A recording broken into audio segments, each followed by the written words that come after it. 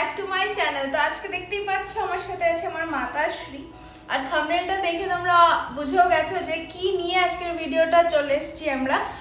আমার এই চ্যানেলে আজকের এই প্রথম কিউএনএ ভিডিও, কারণ একটা ভিডিও আমার চ্যানেলে তোমরা ভাইরাল করে দিয়েছো, আর সেই চ্যানেলেই এই মাছিটা কেন আমার এরকম করে, এই চ্যানেলেই এই প্রথম ভিডিও যেটা আমার ভাইরাল গেছে।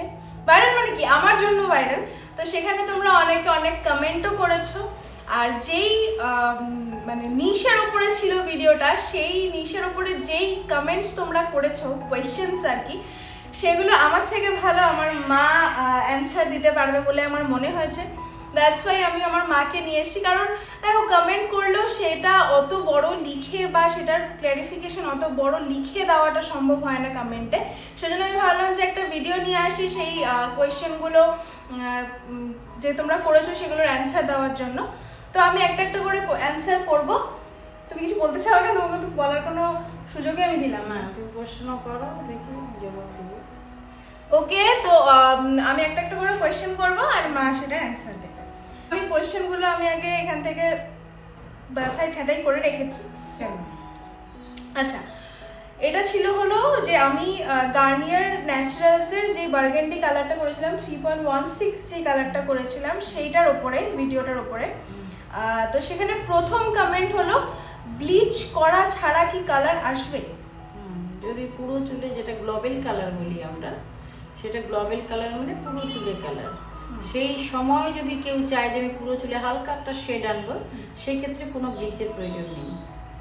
সে কালার দুটো ডেভেলপার আর কালার ক্রিম কালার মিশিয়ে নিয়ে পুরো অল ওভার চুলে রুট থেকে 1/2 ইঞ্চি ছেড়ে লাগাবে এবং 30 মিনিট রেখে বাদে ধুয়ে নেবে, ভালো করে কন্ডিশনার করে নেবে, সিরাম লাগাবে। ঠিক আছে? তাতে কিন্তু গ্লোবাল কালারে কোনো রকম ব্লিচের প্রয়োজন হয় না। ব্লিচ একমাত্র প্রয়োজন হয় হাইলাইটে, ফ্যাশন কালার, যেটাকে আমরা হাইলাইটস কালার বলি। একটু জোরে বলো। হাইলাইট কালারে আমরা ব্লিচ ব্যবহার করি, আদারওয়াইজ গ্লোবাল কালারে কখনোই ব্লিচ দরকার হয় না। তার মানে যদি হাইলাইট করতে চাই কালারটা দিয়ে, তাহলে স্ট্রাইপ করে স্ট্রিক্স এর মতো করে হাইলাইট ব্লিচ করে প্রিলাইট করে নিয়ে তারপরে ব্লিচ, যেটাকে বলি প্রিলাইট, সেটা করে নিয়ে কালার ডিপোজিট হবে। আর যদি পুরো চুলে হালকা একটা শেড আমার মতো যেরকম তোমরা ভিডিওতে দেখেছো ওরকম চাও, তাহলে উইদাউট ব্লিচ তোমরা গোটা চুলে ডেভেলপারের সাথে মিশিয়ে কালারটা অ্যাপ্লাই করে নাও, ওরকম চলে আসবে, তাই তো? আচ্ছা, নেক্সট কোয়েশ্চেন হলো, হেয়ার কালারটা কতদিন স্টে করবে প্লিজ একটু জানাও। হেয়ার কালার সবসময় ডিপেন্ড করে তার হেয়ারের উপরে, হেয়ার স্ট্রাকচারের উপরে।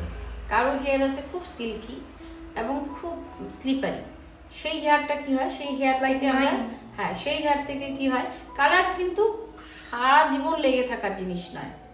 কালার এমনই একটা জিনিস যেটাকে আমরা বলি চুলের উপরে একটা প্রলেপ করানো। সেই প্রলেপটা তো 12 মাস থাকবে না, তুমি ধুতে ধুতে একসময় চলে যাবে। কারো চুল আছে খুব সিল্কি, তার চুল থেকে কিন্তু স্লিপারির জন্য কালারটা তাড়াতাড়ি বেরিয়ে যাবে। আর কারো চুল রাফ আছে, ধরে থাকতে পারে একটু, তার চুলে একটু কালার দেরিতে বেরোবে, কিন্তু কালার সবার চুল থেকেই বেরোবে। এরকম আমি একটা গল্প বলি এটাতে। আমার দাদার বিয়ে ছিল, দাদার বিয়েতে আমার খুব ইচ্ছে ছিল আমি স্ট্রিক্স করব চেরি রেড কালারের। তো মা অ্যাজ ইউজুয়াল ভালো একটা কালার এনেছে, চেরি রেড কালার। মা যেগুলো প্রফেশনাল কালার ইউজ করে, তো সেগুলো এনেছে। ফার্স্টে ব্লন্ড করেছে চুলে, তারপরে ওটা লাগিয়েছে। আর আমার চুলের স্ট্রাকচার মা যেটা বললো, স্লিপারি টাইপের স্ট্রাকচার, একটুও কালার ধরে না। কালার ধরলেও 2-3টে ওয়াশের পর এত পরিমাণে কালার ব্লিড হয় যে থাকে না। তো সেটা আমি করেছি। করার পরে বিয়ের দিন সকালবেলা যখন আমি শ্যাম্পু করি, টোটাল রেড কালারটা বেরিয়ে গিয়ে টোটাল সব ব্লন্ড বেরিয়ে গেল। আর সত্যি কথা বলতে ব্লন্ড কালার আই হেট। আমার একদম ব্লন্ড কালার একদম পছন্দ হয় না। মার চুলে ব্লন্ড কালার দারুণ লাগে মাকে।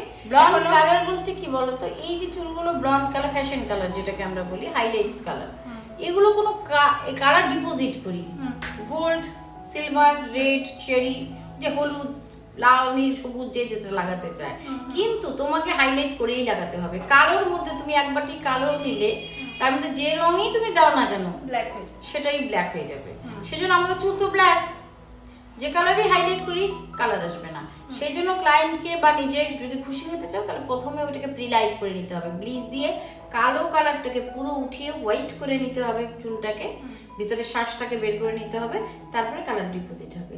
তাহলে বলবা যে কালারটা কি থাকবে না, ওই কালারও ধীরে ধীরে বেরিয়ে যাবে, কিন্তু ওই যে হোয়াইটটাই থাকবে, ওটা ব্ল্যাক হবে না জীবনেও। ওটা যখন লেন্থ বাড়তে থাকবে, ভিতর থেকে ওটা black বেরোবে, কালো বেরোবে, আস্তে আস্তে কিন্তু ওটা কেটে ফেলতে হবে।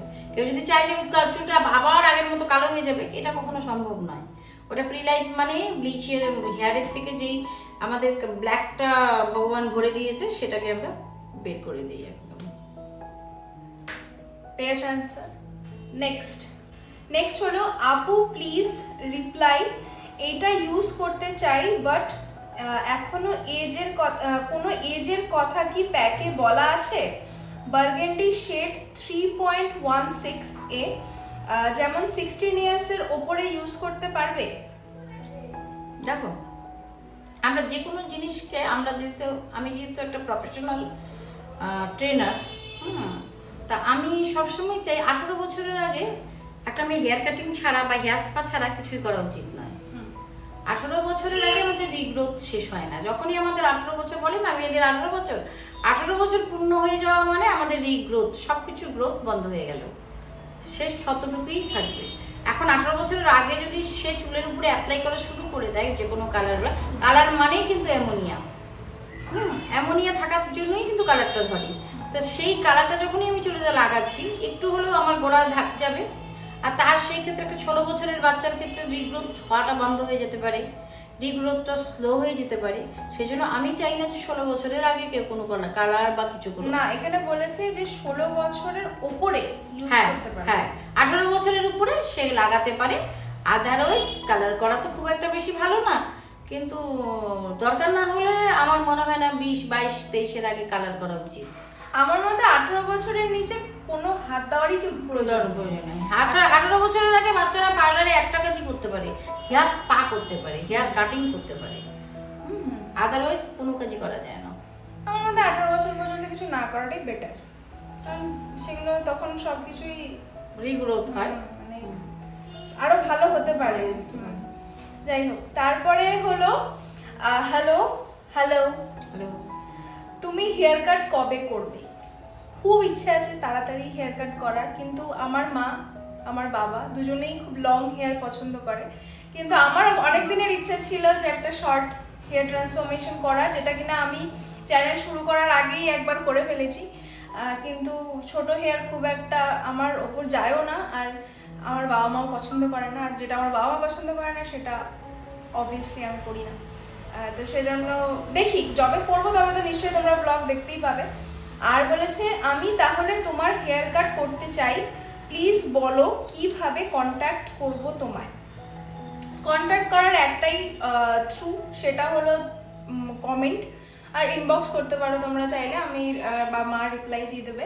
আর কি হেয়ার কাট করা আছে আমার চুলে সেটা আমার মাই করেছিল, আমার লাস্ট হেয়ার কাট, সেটা মাই বলতে পারবে কি হেয়ার কাট করে। এখন তো বুঝতেও পারবে, এখন তো কাটিং যেটা হয়ে আছে লম্বা হয়ে গেছে, ইউ শেপে একটা লম্বা হেয়ার হয়ে আছে, এটাতে কোনো কাট নেই। হ্যাঁ, এখন তোমার ফেস, ওর কাটটা যে তোমার ফেসে যাবে এরকম নাও হতে পারে। তুমি একটা ভালো হেয়ার ড্রেসারের কাছে যাবে, হ্যাঁ, আর তুমি এখানে আসো বা যার কাছেই যাও, সেই তোমাকে বলে দেবে যে তোমার হেয়ারের গ্রোথের উপরে, তোমার হেয়ারের লেন্থের উপরে, তোমার হাইটের উপরে, তোমার ফেস স্ট্রাকচারের উপরে তোমার কাটিংটা নির্ভর করবে। ওকে যেটা ভালো লাগছে সেটা তোমাকে নাও ভালো লাগতে পারে, তোমাকে অন্য কিছু ভালো লাগতে পারে। এটা তোমাকে ভাবতে হবে যে ওকেই ভালো লাগছে আমাকে ওটাও ভালো লাগবে না, এটা হতে পারে না কখনো। আচ্ছা, একজন মানে এই মাছিটা বহুত জ্বালাচ্ছে, না মাছি না কি পোকা না, থাক না তো, ও আছে ওর মতো, তোকে কি করছে? একজন দিদি ভাই খুব ভালো একটা কমেন্ট করেছে, আর সত্যি এরকম যখন কেউ কমেন্ট করে সত্যি ভালো লাগে, কারণ মা দেখে, মানে যারা আমাদের সামনাসামনি থাকে বা আমাদের কাছে থাকে তারা দেখতে পায় যে কতটা এফর্ট লাগে, কতটা খাটনি লাগে একটা ভিডিওর পেছনে। আর সত্যি কথা বলতে এখনো এসি নেই ঘরে, আগে তো ঘরে এসি ছিল, এখনো সেভাবে করে ঘর রেনোভেট হয়নি, তোমরা সবাই জানো, ব্লগ দেখেছো। তো এই গরমের মধ্যে ফ্যান বন্ধ করে বসে বসে করতে হয়। তারপরে ভিডিও আপলোড করার পরে যখন এই কমেন্টগুলো আসে না, সত্যি খুব মনটা ভালো লাগে। একজন দিদিভাই লিখেছে যে very nice, I like it, especially your presentation and time set up, thank you so much. আমি খুব একটা ভালো এডিট করতে পারি না, কারণ দেখো ক্যামেরার সামনে এসে বলতে বা ব্লগ করতে সবাই পারে, কিন্তু এডিটের যেই কোয়ালিটিটা সেটা সবার মধ্যে থাকে না। আমার মধ্যে যেটুকু সামান্য আছে সেটুকু সামান্য দিয়ে আমি করার চেষ্টা করি। যদি তোমাদের ভালো লেগে থাকে তো থ্যাংক ইউ সো মাচ। তারপর লিখেছে your mom is so cooperative and so jolly while at offering ঠাকুর। মানে এই ভিডিওটার মধ্যে তুমি একটা জায়গায় ঠাকুরকে মানে আরতি করতে করতে নাচছিলে সন্ধ্যের সময়, তো সেই কথাটার জন্য বলেছে যে তোমার মা সত্যি ঠাকুরকে অফার করার সময় খুবই জলি থাকে আর তোমার ক্ষেত্রে খুবই কোঅপারেটিভ। সত্যি তাই, ঠাকুরকে অফার করার সময় যে খুব খুশি থাকবে, ঠাকুর সেই খুশিটা তাকে সারা জীবন তার জীবনে রেখে দেবে। একদম একদম। তারপর লিখেছে specially I love the caring of your মা and ties between both mom and daughter. মানে বলেছে যে আমার প্রতি তোমার কেয়ার আর তোমার আমার বন্ডিংটা খুব ভালো লাগে। Thank you. অবশ্যই আমি আমি আমি এটা মানি, একটা মায়ের ক্ষেত্রেও তার সন্তানের থেকে ভালো বন্ধু আর কিছু হতে পারে না। সেজন্যই আমরা আজকে দেখো ম্যাচিং ম্যাচিং কোঅর্ডিনেট করে জামা আমার মেয়ে যা কিনে আমার জন্য একটা করে কিনে। কারণ আমার দেখো আমার কোনো সিবলিংস নেই, ভাই থাকলেও তার সাথে ভাবে করে কোঅর্ডিনেট করা যায় না, আর বোন থাকলে তাও করা যায়, কিন্তু বোন নেই যেহেতু আমার কোনো, সেজন্য আমি আমার মার সাথেই সবসময় থাকি, পিএনপিসি করি, চুগলি করি, সবই মার সাথেই করি আর কি। মানে 24/7 আমি বাড়িতে থাকলে 24/7 সন্তানের থেকে ভালো বন্ধু কিচ্ছু হতে পারে না, সে ছেলে হোক মেয়ে হোক, যার যেটা আছে। আমি সন্তানকেও এটা বলি, তোমার জীবনে যা ঘটবে যা হবে তুমি মাকে শেয়ার করো, তোমার ভালো মন্দ বিচার সেই করে দিতে পারবেন, উপযুক্ত বিচারটা। যতই ক্লোজ ফ্রেন্ড হোক, যতই ক্লোজের কেউ হোক, আমার মনে হয় না যে বাবা মার থেকে বড় কেউ কোনোভাবে শেয়ার করতে পারে যে তার ভালোটা কি করে হবে। শুধু সে জীবনপণ দিয়ে চেষ্টা করে না, সে ভগবানের কাছে না, এটাও ঠিক প্রেও করে। আর না, এটা সরি ফর ইন্টারাপ্টিং, মানে এটাও ঠিক যে বন্ধু সবাই হতে পারে না, সব বাবা মা বন্ধু হতে পারে না। ভালো কিন্তু সব বাবা মা চায় যে আমার সন্তানের যেন কোনো ক্ষতি না হয়, আমার সন্তানের ভালো সব বাবা মাই চায়, কিন্তু বন্ধু মানে বন্ধুত্ব মানসিকতাটা সবার মধ্যে থাকে না, যেটা আমি আমার মার মধ্যে বাবার মধ্যে পেয়েছি লাকিলি। যাই হোক, not emotional, don't be emotional. তারপরে একটা ব্যাড কমেন্টও আছে, ব্যাড কমেন্ট বলবো না, এটা তার মানসিকতা বা তার মনে হয়েছে বলেই মনে হয়েছে। Thank you for connecting. পাওয়া যাবে এটা এরকম ভেবে না, এটা সত্যি কিছু খারাপ পাওয়ারও প্রয়োজন না, আমি এটাকে খারাপ বলবো না, মানে তার এটা মনে হয়েছে বলে হয়তো সে করেছে। আর সত্যি কথা বলতে আমার ভালো লেগেছে যে আমার পুরো ভিডিওটা দেখে তোমার মনে হয়েছে বলে তুমি আমার সাথে কানেক্ট করেছো, আমার ভিডিওতে কমেন্ট করেছো, এটা অনেকটা বড় ব্যাপার। যে টাইম তো দিয়েছে, মানুষের সব থেকে এসেনশিয়াল জিনিস হলো টাইম, সব থেকে দামি জিনিস হলো টাইম। সেটা তো অনেকটা সিঁড়ি উঠতে গেলে একটু ধাক্কা খাওয়ার প্রয়োজন আছে, সতর্কতা বাড়ে। এই জন্য আমার মনে হয় জীবনের পথে চলার পথে কিছু তো একটা হোঁচট খাওয়ার দরকার আছে। স্মুথলি যদি চলতে থাকো, একসময় যে তুমি দেখবে তুমি সাকসেস না, মশালা তো চাই, সাকসেস হতে গেলে কিন্তু তোমাকে হোঁচট খেতেই শিখতে হবে। কিন্তু টাইম তো লেগেছে না বলো কমেন্টটা করতে, টাইম তো সব থেকে বেশি মূল্যবান। এই যে আমার মা আমাকে এতটা টাইম দেয়, বহুত বিজি পার্সন, তবুও বসে এই টাইমটা দিচ্ছে, এটা অনেক মূল্যবান। তো যাই হোক, লিখেছে প্রচুর কেমিক্যাল থাকে, মাথা গড়ের মাঠ হয়ে যাবে। না, লাগানোর টেকনিক জানতে হবে। এটা 100 ভাগ সত্যি কথা যে হ্যাঁ, অ্যামোনিয়া ছাড়া কালার হয় না। তোমার কথাটা মেনে নিলাম আমি, হ্যাঁ অবশ্যই। কিন্তু কি বলতো, আজকাল তো ফ্যাশনের যুগ, ফ্যাশন করবো না। আজকে আমার বয়স কিন্তু অনেক, তোমরা আমাকে কত ভাবছো আমি জানি না, আমার 52 এজ। হ্যাঁ, মেয়েদের এজ বলতে হয় না, না কিছু হয় না, আমি বললাম 52 এজ, কিন্তু আমি যেখানেই যাই, যে পরিস্থিতিতে যাই, আজ আমার একরাশ চুল, কিন্তু আমি ফ্যাশন কালার কত বছর থেকে করে আসছি। কিছু জিনিস আছে, টেকনিক জানতে হবে। আর যেটা দেখছো এটা কিন্তু মার কিন্তু এটা কার্ল করা চুল, মানে মার উপর আমি ট্রাই করেছি, সেটা এই জন্য এরকম না, মার চুল কিন্তু একদম স্ট্রেট, আমার ক্যারাটিন করা হ্যাঁ চুলে। কিন্তু একটা কথা কি জানো তো, ভালো দেরাদুন রাইস সরু চাল হলেই হবে না, তার বিরিয়ানি রান্নার টেকনিকটা জানতে হবে, নাহলে খিচুড়িই হবে। কিন্তু ওই যে তুমি গড়ের মাঠ বলেছো না, মাথাটা এটা একদম গড়ের মাঠ হয়ে যাবে অবশ্যই, যদি লাগাতে না পারে সে। এই জন্য মানুষ কেন এক্সপার্টের কাছে যায়? একটা বড় অপারেশন করতে হলে বড় এক্সপার্ট ডাক্তার খুঁজে, যে তার কাছে গেলে তার অপারেশনটা সাকসেস হবে। কালারের ক্ষেত্রেও তাই, আমাদের ক্ষেত্রেও তাই। আমরা ফেশিয়াল স্ট্রোক করি কেন? ব্লাড সার্কুলেশনের জন্য। এখন ফেশিয়াল স্ট্রোক যদি ভুল করে দিই, যত দামি ক্রিমই লাগাই না কেন, তার স্কিন ঝুলে যাবে, তার স্কিনে র্যাশ আসবে, কারণ ভুলভাল যদি স্ট্রোক করি তাতে সেটা রিয়াকশন হবে। সেরকমই হেয়ারের ক্ষেত্রেও যদি কালার কেমিক্যাল, অবশ্যই কেমিক্যাল ট্রিট হয়ে যায়, সেক্ষেত্রে সলিউশন আছে। কারণ তোমাকে 1/2 ইঞ্চি করে ছেড়ে লাগাতে হবে, পরিমাণটা ঠিকঠাক নিতে হবে, সঙ্গে করার কিছুক্ষণ পরে যখন আমরা এটাকে ক্লিন করব বা ওয়াশ করব, তখনই সঙ্গে সঙ্গে আমার ভালো একটা মাস্ক লাগাতে হবে, সপ্তাহে সেরাম লাগাতে হবে, সপ্তাহে একদিন অন্তত স্পা, বাড়িতে যে স্পা ক্রিমগুলো হয় সেগুলো অ্যাপ্লাই করতে হবে, তবে না ভালো থাকবে। আমি একটা একরাশ কালার লাগিয়ে নিলাম গোড়া থেকে ডুবে ডুবে, তাহলে হবে না। এখন বলতে পারো যে যদি কারো পাকা চুল থাকে, সেক্ষেত্রে আমরা কি করি, কালারিং ক্রিমটার মধ্যে কিছু থাকে না, থাকে ডেভেলপারের মধ্যে, যেটার মধ্যে হাইড্রোজেন পারঅক্সাইড থাকে। যে হাইড্রোজেন পারঅক্সাইডের আমরা কি ভলিউমটা কমিয়ে দিই যখন আমরা গোলাবো, এই জন্য এক্সপার্টের কাছে যেতে হয়। যখন আমরা কালারটা নিচ্ছি, কালারের সঙ্গে আমরা ডেভেলপারটা মিশাবো 10 ভলিউম 10, আর নিচের হেয়ারে লাগাবো 25-30, বুঝতে পারলে? তাহলে কি হবে, যখন রুট টাচ করলাম, রুটে কোনো ক্ষতি হবে না। কালার ক্রিমটা কোনোদিন ক্ষতি করে না, ডেভেলপারটা ক্ষতি করে। সে ডেভেলপারের পাওয়ার কমিয়ে গোড়াতে লাগাতে হবে, যেটা গোড়া নিতে পারবে। তাহলে কি হবে, গ্রে হেয়ার কভারেজ হয়ে গেল, আবার পুরো চুলে গ্লোবাল কালার হয়ে গেল। বোঝাতে পারলাম? আর তার থেকেও বড় কথা যে আমার ছোটবেলা থেকেই আমার হেয়ার কেয়ার আমার মা করে। তো গত 7 বছর ধরে আমি কালার করছি, আমার 18-এর পর থেকে আমি কালার করছি। তো আমার তো মনে হয় না আমার কোনো রকম গড়ের মাঠ হয়েছে বলে কিছু। ডোন্ট মাইন্ড, আমি তোমাকে বলছি না, তোমার হতেই পারে, ভয় লাগতেই পারে। অনেকে কেমিক্যাল ট্রিট ভয় পায়, বাবারই কালার করবো কি জানি হয়ে যাবে। না, এক্সপার্টের কাছে যেতে হবে, হ্যাঁ, রুলস ফলো করতে হবে। হ্যাঁ, এটা হচ্ছে মেইন কথা। লাস্ট আরেকটা কমেন্ট আছে যেটা আমি নিয়েছি আর কি, অনেক কমেন্ট করেছে তোমরা, থ্যাংক ইউ সো মাচ। কিন্তু অনেক বড় ভিডিও হয়ে যাবে, সেটা আমি করতে চাইছি না, কারণ গরমের মধ্যে বসে আছে মা।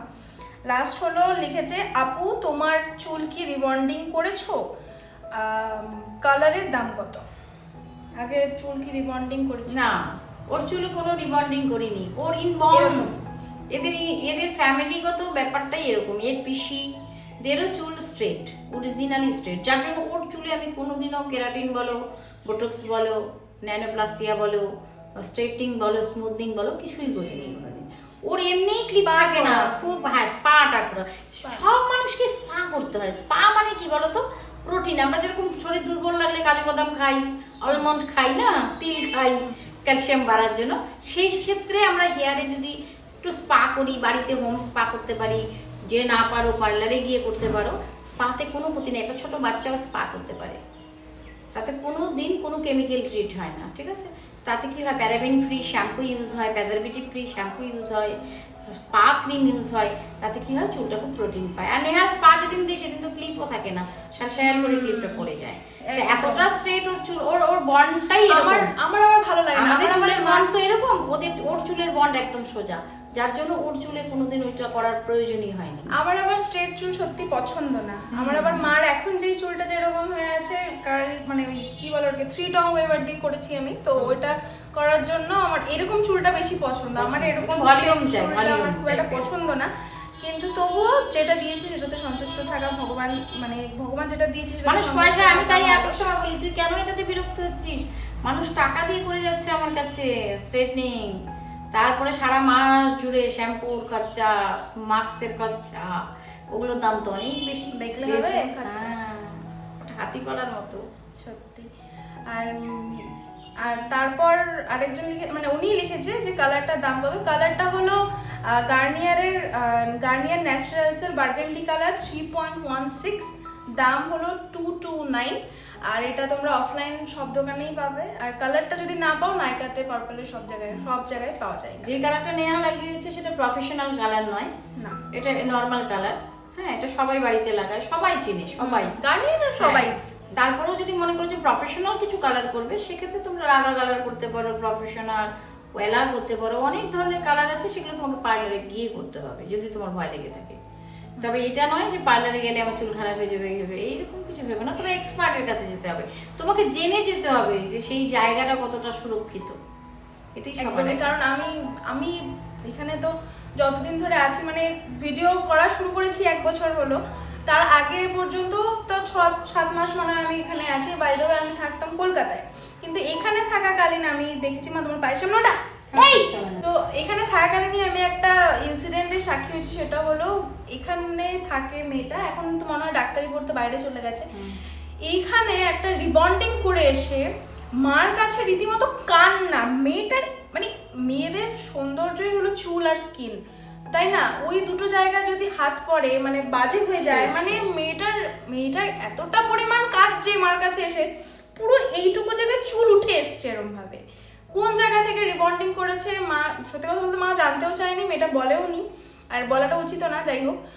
তো আমি তাই বলি যে পারফেক্টলি ট্রেনিং না নিয়ে, পারফেক্টলি না শিখে মানুষের এইসব সেন্সিটিভ জায়গায় হাতও কি করে দেয়? একদমই না।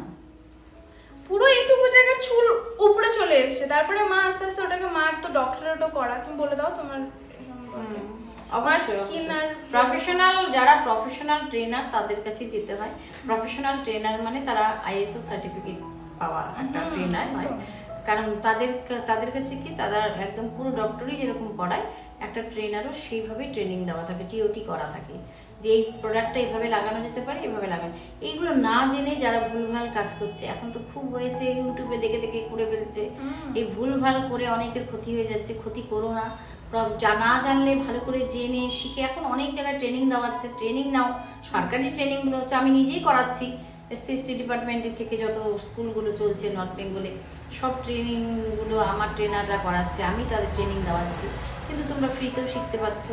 কিন্তু এইভাবে কাজ করো না, এইসব অ্যাডভান্স জিনিস তো ওখানে মনে হয় না, সব অ্যাডভান্স। হ্যাঁ, এখন এসসি ডিপার্টমেন্টের থেকে সব অ্যাডভান্স কোর্স করায়, ওরা মেশিন দিয়ে সব করা, স্ট্রেটনিং, কেরাটিন সব করাচ্ছে। ঠিক আছে, আমরা নিজেরাই করাচ্ছি, সেটা নয়।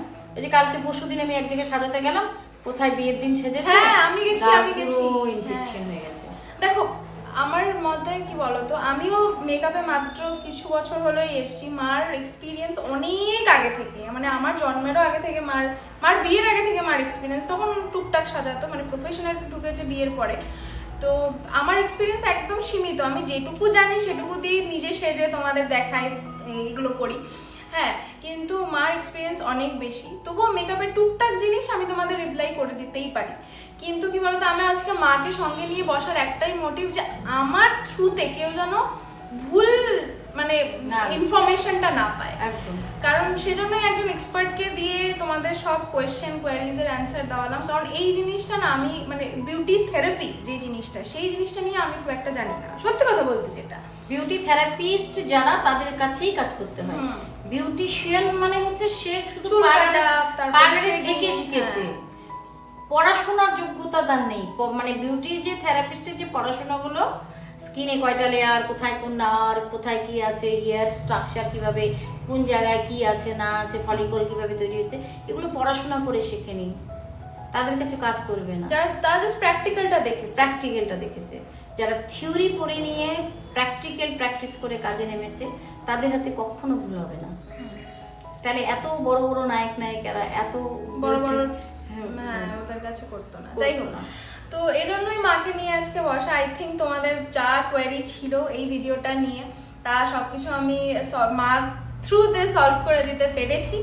আর এটাই ছিল। যদি তোমাদের এই বিউটির ব্যাপারে আরো কিছু অনেক কিছু জানার থাকে, স্কিনে, হেয়ারে, মেকআপে জানার থাকে, তোমরা নেহাকে কমেন্ট করবে, আমি আবার আসবো, এসে আবার তোমাদের সব সলিউশন করে দেবো।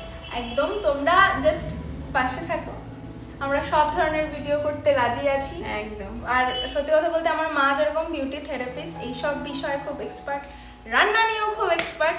আর আগামী দিনে ইচ্ছা আছে তোমাদের জন্য ভালো ভালো রেসিপিও আনার। কারণ মা অনেকে কি বলছে, কি রে চ একটু রেসিপি ভিডিও মানে একটু রেসিপি, কিন্তু মা একদম সময় পায় না, হয় বাইরে থাকে 2 দিন বাদেই আবার চলে যাবে, আবার আসবে 3 দিন পরে। তো এরকম ভাবে হয়, আমার টাইম হয় না, মানে দুজনের টাইম কোঅর্ডিনেট করাটা খুব মানে হয়ে যায়, প্রবলেম হয়ে যায়। তো যাই হোক, খুব চেষ্টা করবো আনবো। আর চলো আজকের ভিডিও এখানেই এন্ড করছি। আবার দেখা হবে খুব তাড়াতাড়ি কোনো নতুন ব্লগ ভিডিও বা মেকআপ নিয়ে। আর তোমরা যে এই ভিডিওটাতে যতটা ভালোবাসা দিয়েছো, আশা করি আগামী দিনে সব ভিডিওতে তোমরা এরকম ভালোবাসা দেবে।